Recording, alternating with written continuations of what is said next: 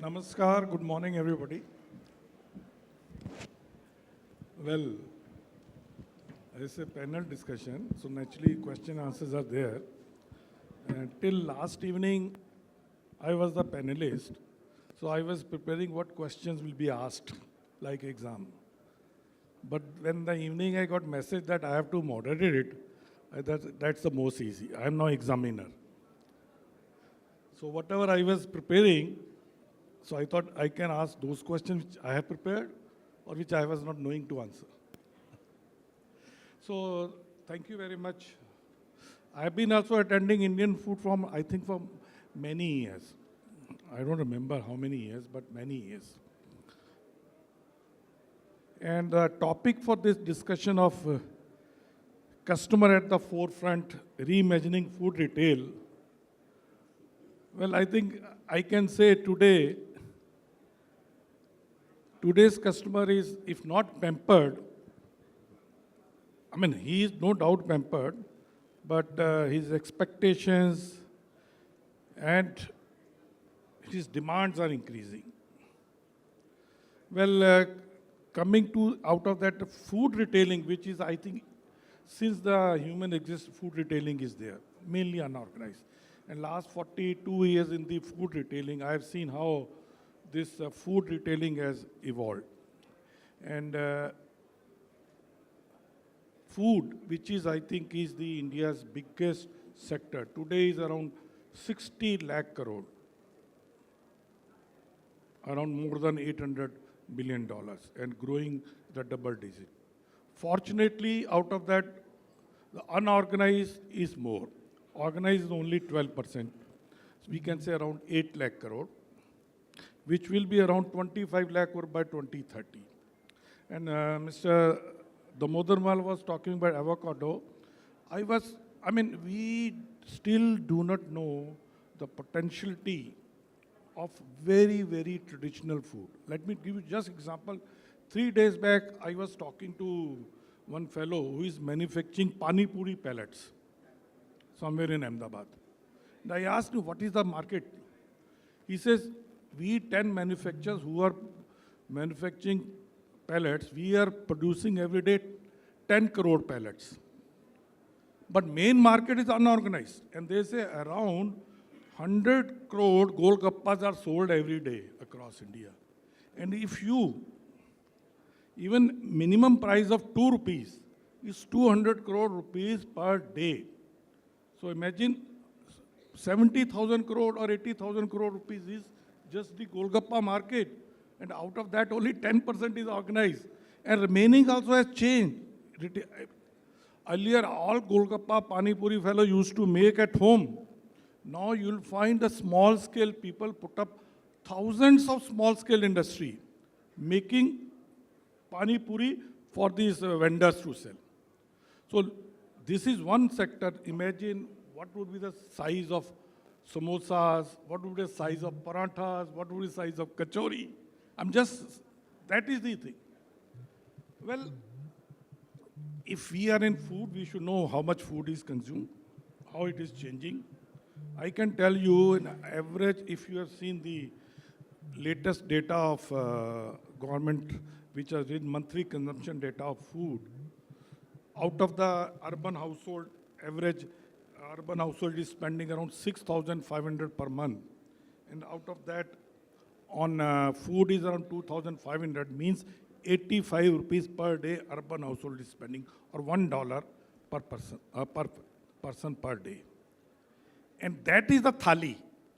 So we all are competing, whether retailers or manufacturer or the quick service or the horeca, everybody is competing in that thali of 85 rupees per day. And how it is changing. Earlier, it used to be mainly cereal based, but now out of that thali, if you see, the biggest segment is, you know what? Fruits and vegetable. Around, out of the 85 rupees, 20% is F&V. 19% is dairy. I mean, if you see value-wise, 16 rupees is around dairy, 16.5 rupees is fruits and vegetable. And so are the other things. Mr. Sudeep mentioned, spicy is a big segment.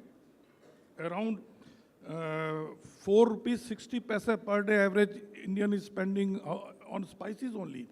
And the processed food where you all beverages, juices, biscuits, cookies, all that is biggest, around 23 rupees. So if that is the way market is evolving, and thanks to, I mean, I'm not saying thanks, during COVID we have seen that how retailing has changed overnight. Now, whether it is GT or modern trade or e-commerce or qcommerce or Horeca, all are becoming very, very big segment. So any food retailer who is in this industry is going to face many, many challenges every day. I worked in India's biggest food brand. So are the number of people sitting here in this panel also. Let me tell you, earlier we used to think our brand, our distribution network, which we have built over 20, 30, 40, 50 years, is the biggest asset. No more. Because today you must have seen brands can be built overnight, if not overnight, within years, because you have got alternative channels available reaching to the customers. But the flip side of is that, which you may also observed, the brands which have been built on other than the GT, the e-commerce, modern trade, Horeca, has also short life. Brand has got short life cycle. So that is going to be very big challenge.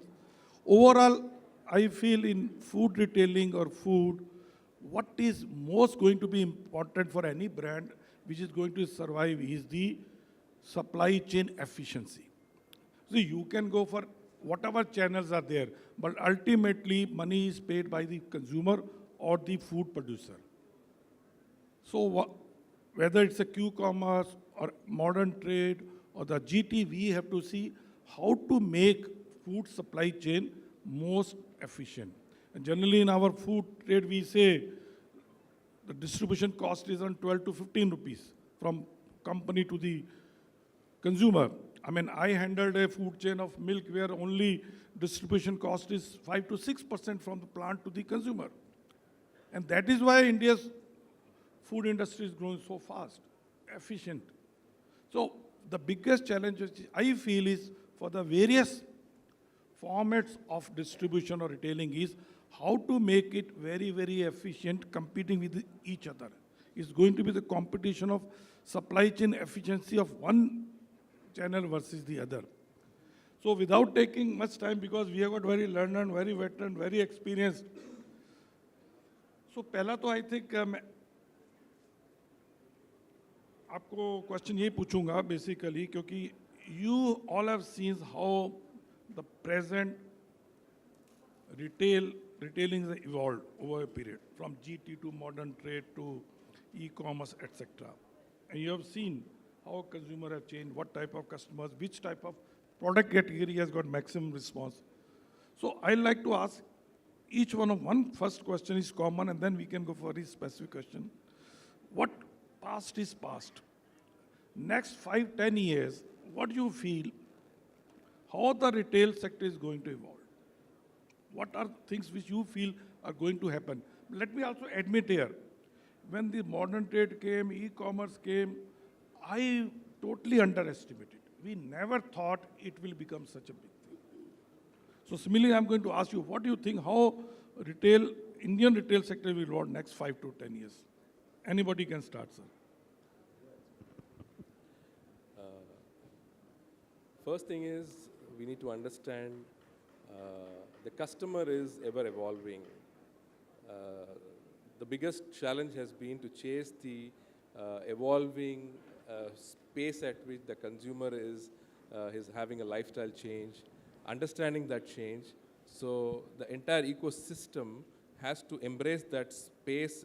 Only then the adaptability and the being on top of the game will evolve. So for that, the way things are evolving, technology is not an option anymore. Every retail has to have a digital front. Even GT. Exactly. Completely. So it's no more an option. And in fact, it is evolved beyond that. It's not just digital. AI is going to change the behavior of how a consumer is going to use AI very predominantly around his lifestyle. So how a retailer would keep pace with that evolving change, and that is going to be the way how the future is going to be. So it is not an option anymore. All those platforms, all those retailers, all those brands who have figured out this evolving change, we all are noticing that they are making the best of their efforts. So it is required at a mass level for the retail ecosystem to adapt that change. The future is definitely digital. Thank you, Sadiq ji. Thank you very much. Yes, Mr. Radhakrishnan. Hi. I think I'll pick up from where you said about the size of this market, right? 600 to 700 billion dollars is what this food market is. And I remember seeing Nawazuddin Siddiqui in one of the OTT gangster movies. He said, "Kabhi apan ko lagta hai ki apan hi Bhagwan hai," right? We are 12% sitting here and trying to decide for the whole food industry, trying to pontificate about what the food industry is going to be. हम भगवान नहीं हैं, हम समझते नहीं हैं ये पूरा धंधा. Okay? So I'll leave you with 3 thoughts. Okay? The 3 A's which is going to change India. And I think that's the way it's going to go. The 3 A's which are very different from the time I got into retail way back in 1996. And I'll come to the 3 A's, but one of the largest FMCG companies in this country reported last year its performance as growing year on year 2.5%. India is growing at 6%. Sharam aani chahiye. I mean, you consider yourself a large FMCG company growing at 3% in India, when India is growing at 6 to 8%, you have no right to do what you're doing. So the 3 A's that we have to remember, what is changing India? The first A is aspiration. When I was a kid growing up in Delhi, I'm not that old, but you know, I come from a different generation. हमारी औकात नहीं थी कुछ चीज़ों की. You know, it is best said in Hindi, because we are prohibited from even aspiring for something.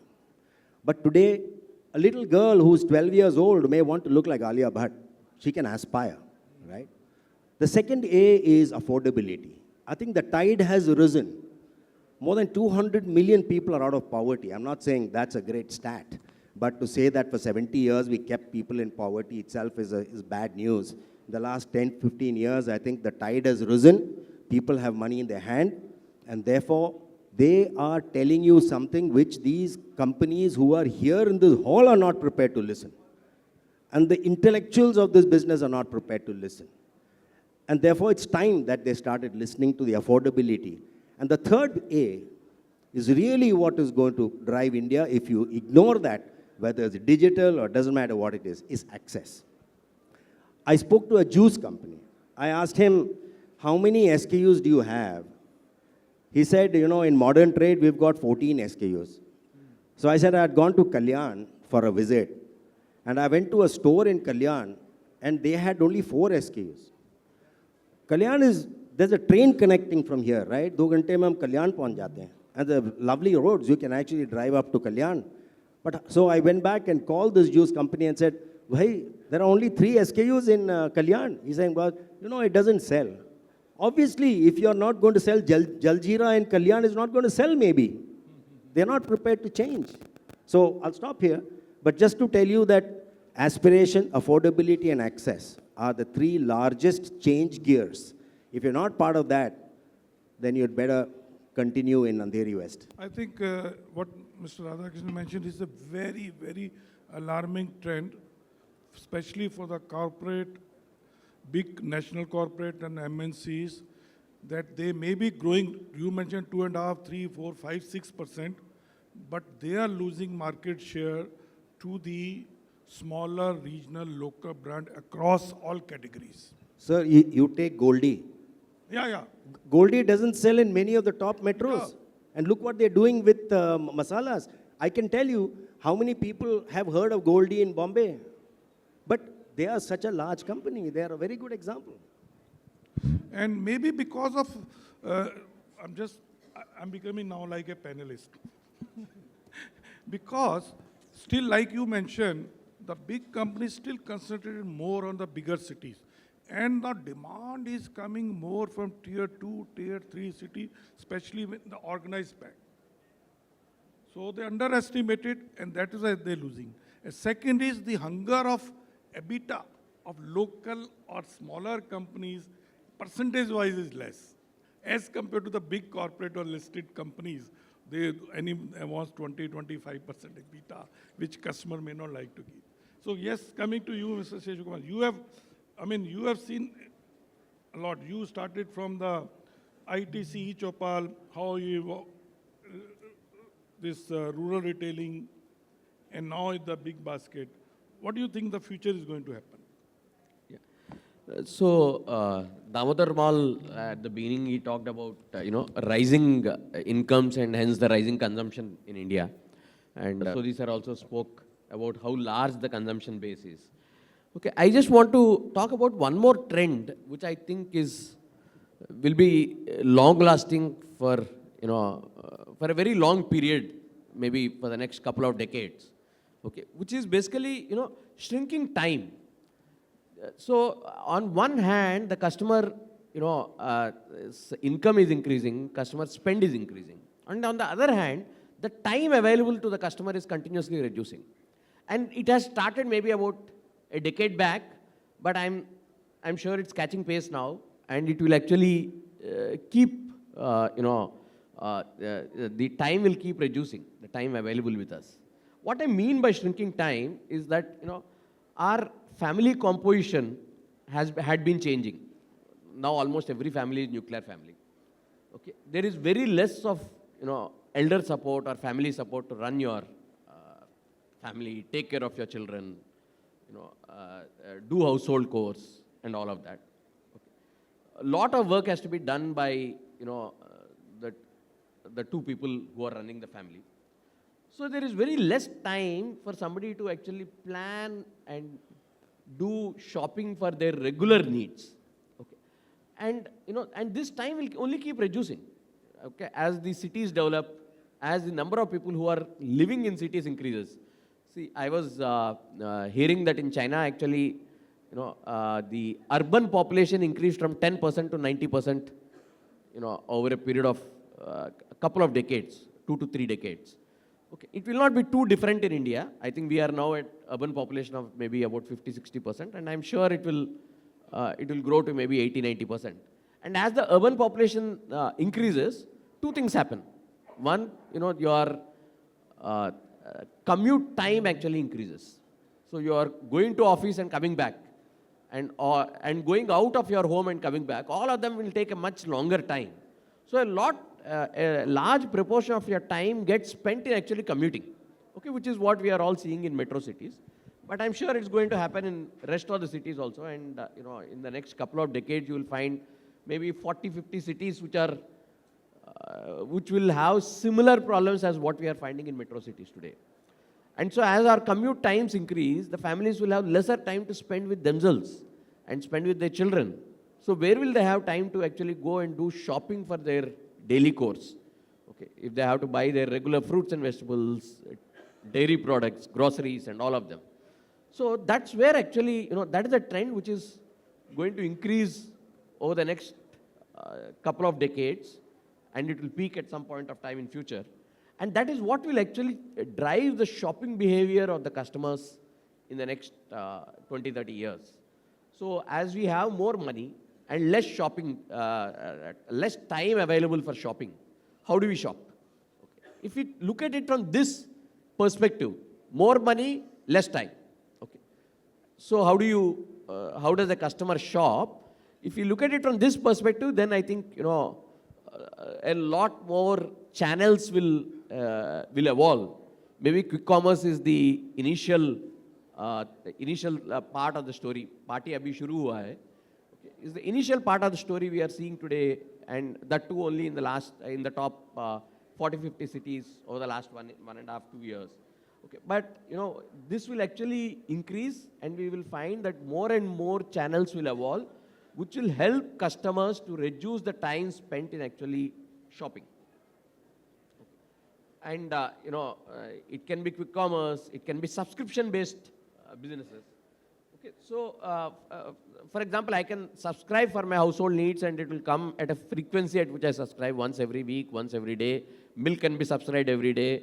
Your weekly rations can be subscribed every week. Some more items can be subscribed every month. Some items can be subscribed every quarter. Okay, there are lot more subscription businesses can also evolve over a period of time, so that you don't need to spend your precious time on day-to-day needs. Okay, so your essentials can also become like your telephone recharge, your mobile recharge, where you don't think much. Basically, probably about 30 seconds in a quarter you will spend on doing the recharge, or 30 seconds in a year you will spend doing the recharge, and then your phone time is being made available to you. Okay, so we need to keep looking at models which will actually focus on reducing the customer's time spent in actually shopping for products, and that is one large trend which will drive the shopping formats of future. Other than that, the smaller trends would also be, how do I personalize as per the customer's requirements? Because as all of us know that the customers in India are too diverse. Okay, and every 100 kilometers or every few districts, the customer's eating habits change. So if the customer's eating habits change, then the type of products which they buy change. So how do we personalize it and let customers see only those products which he would prefer to buy? So when they go on on an app or a website, if they are able to see only those products and make a quick decision, that is something which will actually further help customer to reduce the time spent in shopping, and at the same time buy what they want rather than what the retailer is trying to give them. Yes, Shiju Kumarji, I'll just come back again. No, Tusharji, I'm going to ask you because question is same, because apparel group, you ending world's best brands. And you know how retailing is evolved in other part of the world. Based on that, your experience of your group and yours, what do you think going to happen in India?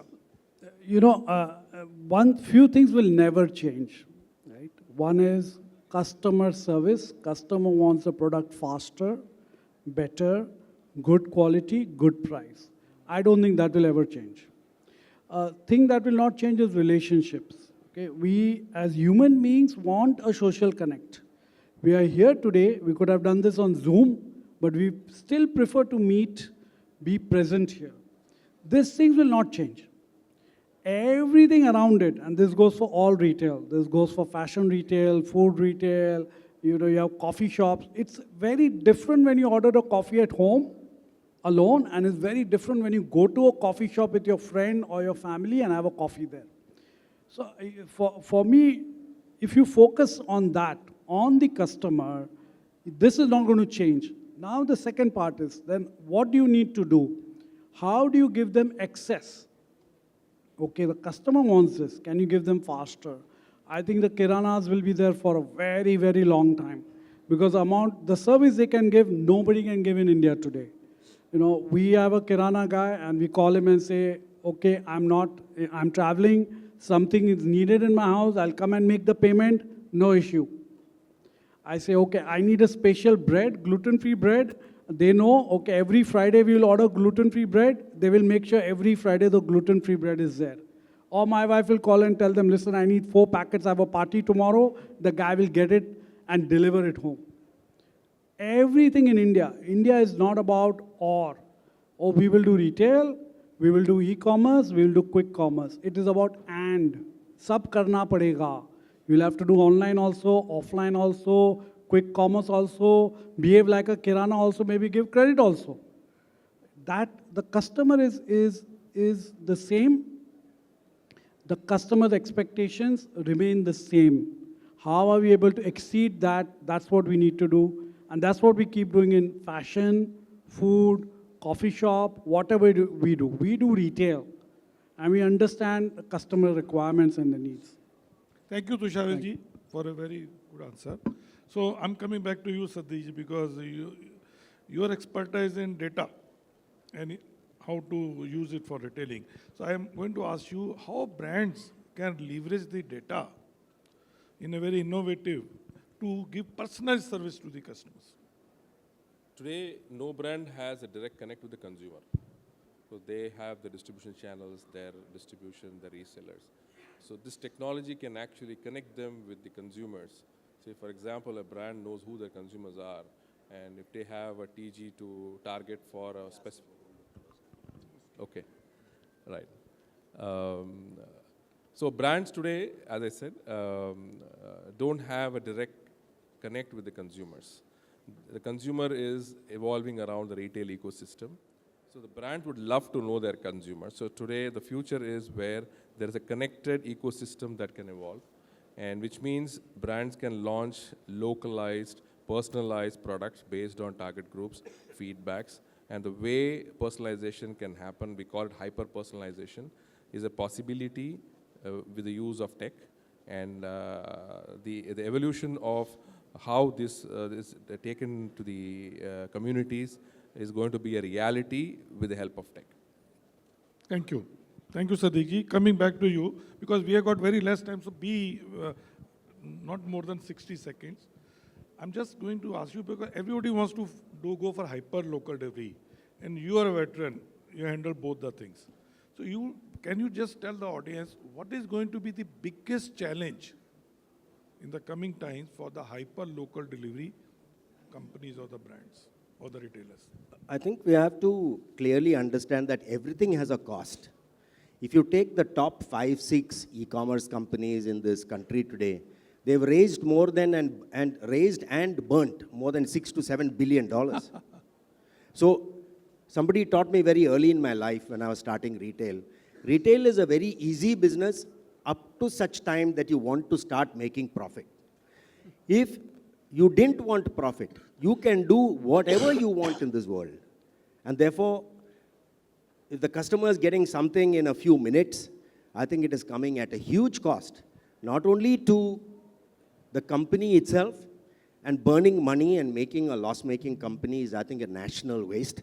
It is economically, it is ecologically unfriendly.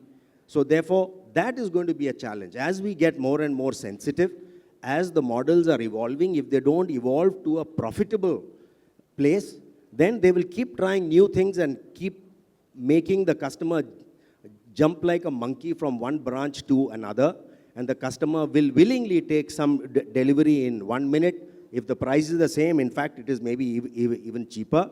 But I think the biggest challenge is going to be, if you bring profit to the discussion, will any of these things ever work, is the question I want to raise. I think you're right. That is going to be biggest challenge, because I have been in food industry retailing.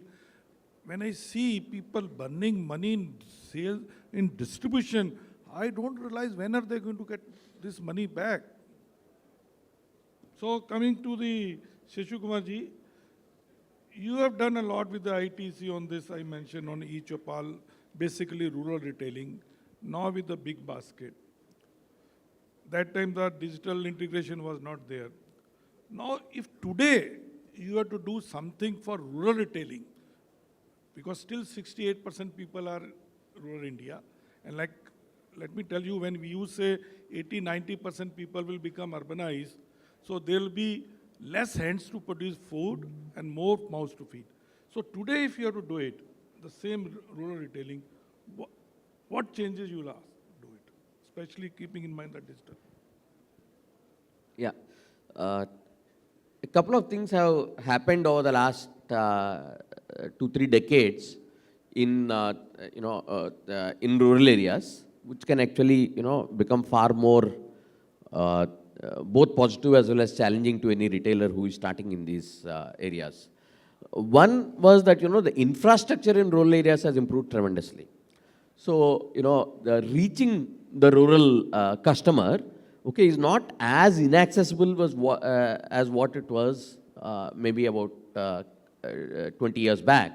So it's very much possible to reach most of the rural areas within within half a day or within 4-5 hours, okay, as compared to what it used to take before. So actually, it's much easier to actually run a retail business which will service a larger proportion of rural population with a hub and spoke type of a model. Okay. Thank you. Thank you. Just because time is up, but I'll ask the last question to Shri Tushar Vedji. I mean, you have worked all your life in this, your retailing. What do you think, what you would have done differently if today, looking to today's market? Okay, I lived in Dubai all my life. The only thing I did is I moved here in 2010. I think I should moved here in 2000. I think my biggest regret is I should have moved to India earlier to understand India more. When I moved in 2010, 3 years I didn't go to the office. My only job was visit all the retail stores, meet all the landlords, talk to the customers, go to the distribution centers, figure out what's going on. And one thing I can tell you, the way India is moving, and it is very fast-paced. There are a lot of new things happening every day. We wake up in the morning and there's something new happening. Right? And it just challenges you to think so differently because the market is so different, so large, every 100 kilometers, language change, food change, clothes change, climate changes. I've seen it grow, and my biggest regret is I should have moved here in 2000 instead of 2010. Thank you. Thank you, Tushaveji. I think you all must have, one thing you have observed, all panelists are very, very optimistic about food retailing further growth, especially the new channels. But challenges are there, and biggest challenge I can tell you is basically is going to be the financial viability, especially for the new evolving channels. I think with this we'd like to end because time is up, and thank you very much, all the panelists. Thank you so much.